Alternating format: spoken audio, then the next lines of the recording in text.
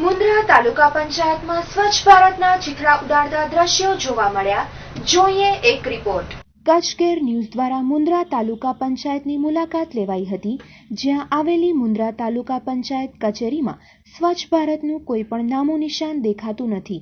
જેવી રીતે કે અહીં કચરાના ઢગ પડ્યા છે, તેમજ બાવળની ઝાડીઓ પણ વધેલી છે, તેમજ રામનવમીના દિવસે ICDS ઘટક ખુલેલું જોવા મળેલ, જ્યાંના સંબંધિત અધિકારીઓને અમોએ સાફ સફાઈની વાત કરતા તેમના દ્વારા જણાવવામાં આવ્યું કે કામવાળી 8 દિવસથી રજામાં છે, પરંતુ જોવા જતાં આ કચરો ઘણા મહિનાઓથી પડ્યો છે, તેમજ બાવળની ઝાડીના કટિંગમાં આ અધિકારીના શબ્દોમાં કામવાળીનું શું કામ, માત્ર ₹200 આપીને પણ આ ઝાડી કટિંગ થઈ શકે છે, તો તંત્ર આ બાબતે ધ્યાન આપે તેવી મુન્દ્રા શહેરી વિસ્તારમાં ચર્ચા છે. કારણ કે મુન્દ્રા તાલુકા પંચાયતની જો સ્વચ્છ ભારતના નામે આવી હાલત હોય તો મુન્દ્રા તાલુકાના ગામનો વિકાસ ક્યારે થશે તે જોવા જેવું જ રહ્યું.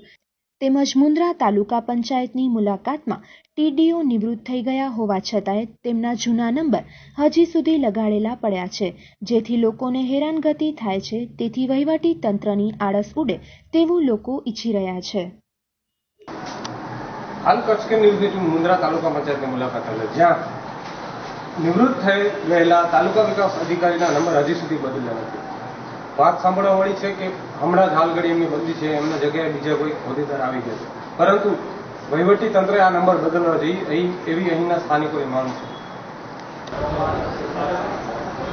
સ્વચ્છ ભારતની જે વાત કરી કે આપ જોઈ શકો છો, મુન્દ્રા તાલુકા પંચાયતની અંદર પણ કેટલી ગંદકી જોવા મળે છે.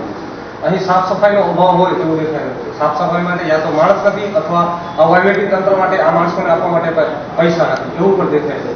સાફ સફાઈ થવી જોઈએ. જો મુન્દ્રા તાલુકા પંચાયતની જ પહેલા સાફ સફાઈ થશે તો જ મુન્દ્રા તાલુકાના ગામોનો વિકાસ થશે. તાલુકા પંચાયતની અંદર આવેલું ICDS ઘટક, એમાં આપ જોઈ શકો છો અત્યારે સાફ સફાઈનો કેટલો બધો અભાવ છે.